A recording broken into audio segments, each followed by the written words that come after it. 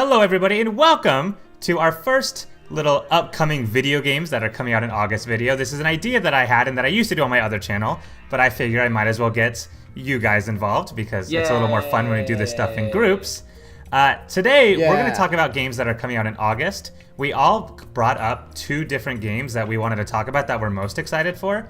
Now, I feel like August didn't actually have that many like super awesome games coming out compared to like other months, but I'm more psyched for September.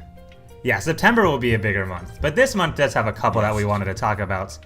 So I don't know who wants to go first, but I can start with the one that I'm not going to talk a ton about because I want to save it for a different one that I'm going to talk more about. But I guess because I am a diehard fan of the Fire Emblem series, for people who don't know that yet to our channel, I'm Nick, by the way.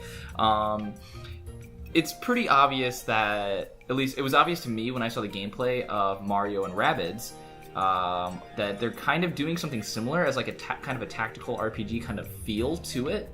And they're kind of bringing that into a different kind of, I guess, audience. Because, I mean, Fire Emblem is more like medieval themed. It's talking more about like conflicts between family and a whole bunch of like, it has a big part with dragons and creatures and a lot. I don't want to get too much into it, but Mario and Rabbids is kind of doing something because, for those of you who don't know, I know Fire Emblem has been more in the mainstream nowadays. It's basically you're placed on a grid, certain terrain, bonuses, disadvantages. There's a lot of variety that comes into it, but your goal is to beat the other group of people or the other army. And Mario and Rabbids are kind of doing something similar to that, which seems cool. But I don't know, there's just something about the gameplay that I was looking at, because the story is usually really good in Fire Emblem. I know people are controversial on the later ones, but I don't understand, like, it's not really what you would expect from a game, and it looks cool, but I don't know, there's something about it that I don't like about it. It might have something to do with the art style, but it just doesn't feel like a game that I would really necessarily go out of my way and buy. yeah. Because it kind of seems like the gameplay and like the graphics, I know they shouldn't always have to go together, but they just kind of are at a mismatch, I guess. What do you think about that? See, I think it's the idea of the game, first of all, that like threw me off, like Mario and Rabbids. I remember when they first came out and they had that like intro thing for it, everyone thought it was just a joke, just because of how weird the idea was. I think the cool thing about the combat system, I don't know if you heard of the game series called XCOM, but it seems like it's a lot like that. And Pat might know, because I think Pat's played those games. But I think it's a lot like that. And the XCOM games are really, really cool. So if it plays like that, I think it would be good. It's just, it's kind of weird imagining like Nintendo putting a game together like that. Yeah. So I'm skeptical, kind of like how you are. I mean, Nintendo always takes these weird ideas and finds a way to make them good. Yeah. So it could turn out to be good, but I'm kind of skeptical like you are. I mean, I'm hoping that they'll maybe try to talk to some people at Intelligent Systems, because they're the ones who really have a big part in Fire Emblem and whatnot. I'll keep it short because I didn't really have a ton of things to think about. I mean, a ton of thoughts about it, but I thought it was an interesting idea, but I'm gonna definitely have to see some gameplay before I make up my full mind about it. Right now, I'm like in between of like, I'm probably not gonna get it to I would like to see what they do with this idea. Right. No, so what about you? What about you, Travis? What game do you have for us? I'll talk about Madden, just because I wasn't too enthusiastic about most of the other games. But you know, Madden's a classic, where if you like all the other Maddens, then you'll like this one, because it's still football, and it's, you know, gonna still be really good HD graphics, because, I mean, I barely even notice a difference in the graphics anymore in really any game. Yeah, for real. Because they're all so HD at this point, and you're like, well, okay, there's one less pixel over there. But Dude, that pixel matters. The one thing that I do like about like Madden that I wish other sports games did are those Madden moment stuff. Oh yeah, because those are actually really cool, and some of them are freaking impossible, and I can't believe that actually happened in real life. Yeah. But you know, Madden's just a classic, you know, football game. It is. And I'm somehow good at it, even though I never play it. Because I always beat Matt, and he plays that. Well, Matt plays definitely more than I do. Matt plays it for the Wii. Can we really consider that playing Madden? Well, no, he did it on Xbox One. Oh, he too. did? Okay, I didn't know that. Yeah. That's the only thing Matt knows is sports games. Because he wanted to face me, because he was like, had the smirk on his face, like, oh, I'm gonna beat him. He's so and dumb. I'm like, okay, I'll do it. And then I ended up beating him like 48 to like 21, and I'm like, well, that was fun. Matt's special. Want to go again? No. That's I guess funny. so. He is special. All right, well, Oh, either Matt. Yeah, so if you like Madden, Madden's coming out, and that's happy. Hey, there That's we a go. good time. it's a rinse and repeat kind of thing. All right, Mike. Right. Yep. I'm saving my Okay, other so- one, so What's up? I'm saving my other one. So you my my first one will be Uncharted Lost Legacy, because who can't be excited for an Uncharted game? This one is kind of cool because it's kind of a standalone game, and instead of focusing on Nathan like how all the other ones have, the main character of this one is Chloe, who's another awesome character in the game, and it has 2 female protagonists, which, just on a side note, is something that you don't really see very often in games. Oh, So I think that's kind of cool. No. And just the way the gameplay looks, it looks a little more open-ended, like as far as like the world goes, like an open world type game, as compared to the other types of Uncharted games. So Yeah. just in that aspect, it looks really good. And I think more than just like how the game looks and how it works, just anytime Naughty Dog releases a game, I get really excited for it. I don't know how many more Uncharted games there's going to be. I remember hearing some talk that this might be the last one, at least for a while. But I know this one they put more effort into than Uncharted 4. I remember they said like the production process and everything for this game, they put a lot more effort into and a lot more work into it. So I think that's a really good sign. Because even Yeah, when this hopefully it pays company off. rushes games, they still make masterpieces. Yeah. So I'm excited about this game. I haven't actually played Uncharted 4 yet, so I still have to do that first. But after I do that, this is a game that I'm super excited for also. Okay, that's awesome. All right, Travis, do you have one that you were going to talk about more? Because if not, I do have a lot. I have these might say on the next one. One thing that caught my eye when I was looking at games was Mega Man Collection 2, something among those lines. Yeah, the Legacy Because one. I'm like, I remember, the Legacy one. Because I'm like, I remember playing Mega Man as a kid, and I really enjoyed it. So I didn't research it all too much, so I don't know if it's kind of like remastering stuff or if it's in fact like an actual new game. That seems to be the theme of everything right now, is just remastering their old games. Which isn't Yeah. necessarily... Like I know StarCraft just remastered their first one, and then Call of Duty keeps remastering their older ones because those were more successful, and it kind of brings back our generation and going back to Call of Duty. Yeah, well, they saturated it with some of their newer ones, and I mean, like... Exactly. And honestly, I think that's not a bad idea to remaster them as long as they don't do it much else besides that, because with them lacking like a lot of like the virtual console, like especially with Nintendo, it's nicer to have those other outlets to play those older games if you want to. But I mean, like, it seems like those are kind of going Right. away. I don't know, maybe that's just something that I'm feeling.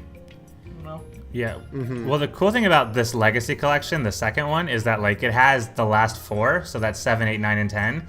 And I remember that like 9 and Okay. 10 were released on weird consoles. I don't remember the exact ones, but I think like 10 was only for Nintendo, and I think 9 was like only for Sony. I remember it was something weird like that. I don't know if that's exactly right. I thought 9 But got they weren't terrible. all accessible. Was 9 the one that got really bad reviews? I can't remember. I thought there was one I of think them. so. There's one of them that had a whole bunch of support that a whole bunch of people donated for, and it just fell flat in every single way and got a whole bunch of people mad, even though they had a lot of like money that people donated for it. I don't remember. Probably the one that went to Nintendo. Probably. That would sounds make about sense. right. Yeah, but those are like the cooler ones, because those are the ones that people probably have played less, so I think that's exciting. That at Yeah. least like people get a taste of Yeah. games they probably haven't played. Yeah, which would be cool. I like those kind of collection things.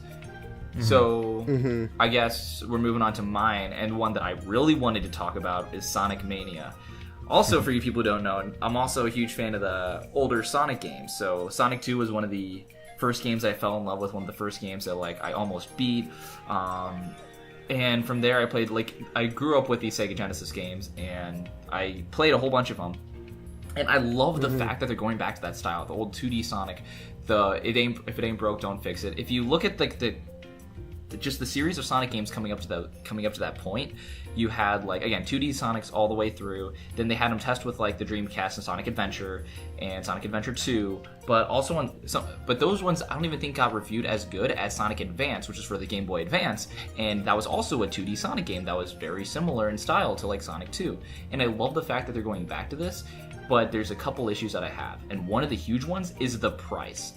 I do not want to pay like $60, which I think is what it's going to cost for a 2D Sonic game. I don't think it's going to be that good. And also, okay, well, I think it's going to be amazing, but not worth me paying for that much. I would pay maybe $40 or something like that, but not $60.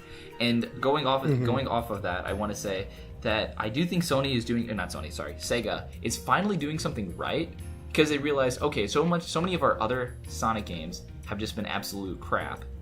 They really have. Sorry, if you want to argue with me with that, do it in the comments or whatever. But they have been crap, and so they brought on people who made fan-made Sonic games to show them like what they're doing wrong and what they like the fan games are doing right. And so it doesn't end up like an AM2R thing where literally you have a fan game that's doing way better than the regular game, and it's like. So finally, developers are starting to see, hey, maybe we should listen to our fans. And there's like, if they can do it better than us, they'll find a way to play these games, and they won't actually buy our games. And so I like the fact that they're doing that. I don't like the price, and I don't like the fact that that it really just took them so long to realize that. Because the Wii games for Sonic were not very good. You had Sonic Colors, and that was like the only good one. And then you also had like Sonic Unleashed, Sonic and the Black Knight. It was bad news for Sega. So I'm excited for it. I hope they bring down the price though. Yeah, well, I will clarify this because I did just look it up. That if you buy the digital version of the game, it's only $20. It is? Okay, good. Thank God. Yeah. Sorry. But the physical version is like $70 because it has all that collector stuff. I don't know why they don't just sell like a normal physical copy, but they're not. But yeah, whatever. that's weird. Yeah, but because I always like to have physical copies, but I'm not going to pay $50 extra. I know. Well, it comes with the statue. Who gives a shit about a Sonic statue? If I want a statue, I'll just buy the stupid Meebo. See what I can. Well, the thing that I get pissed about, and something that actually, like you see with that actually happened to Pat recently, is that when we were installing Kingdom Hearts onto his PS4, you get you realize that one of the things that they don't get you is like when you buy the games for the console, you're not actually paying for the space anymore. Like you pay for the space initially, so that space is being taken up by other stuff. And I remember when we were recording with you, Mike, there's multiple times when you had to like uninstall certain games for more space to be free to put other games on there. Oh my gosh. So that's one of the reasons I like having a physical copy, so I don't have to use that extra space.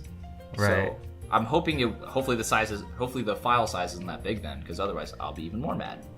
Yeah, hopefully. It shouldn't be, but we'll see.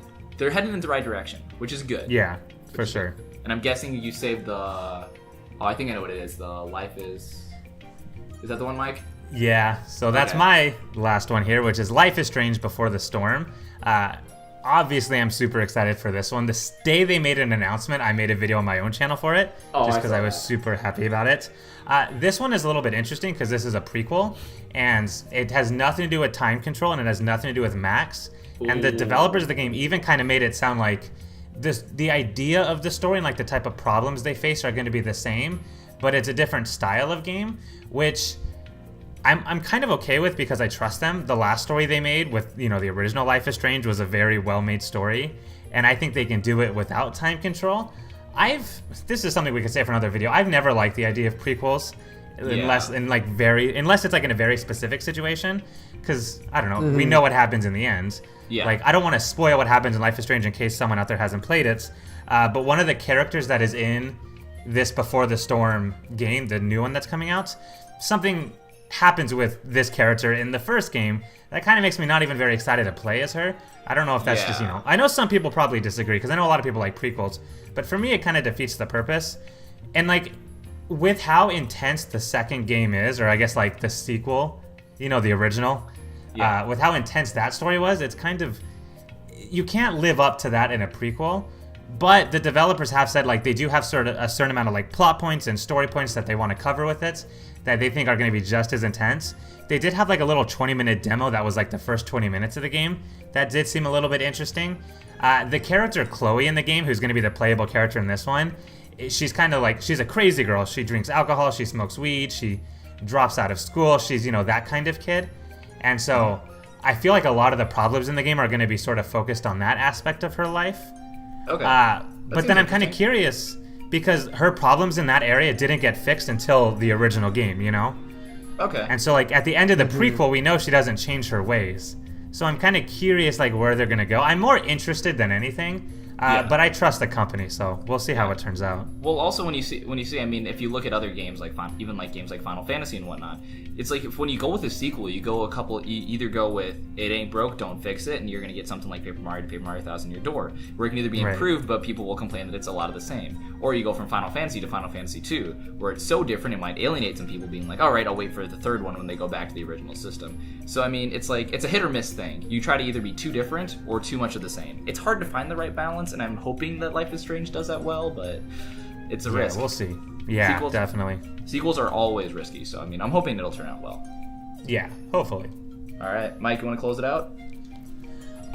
Yeah, so let us know in the comments, like, if there's any other games we didn't mention that you're excited for in the month of August. I know it's not a huge month, but I know there's a couple other, like, sort of smaller indie games that people are probably excited for. So if there are any of those, we'd love to hear about it in the comments. Or if you agreed with us and there are games that we talked about that you're excited for or a little bit skeptical before, we'd love to hear about it. So with that said, thank you for watching, and I'll see you guys later. Bye. Bye.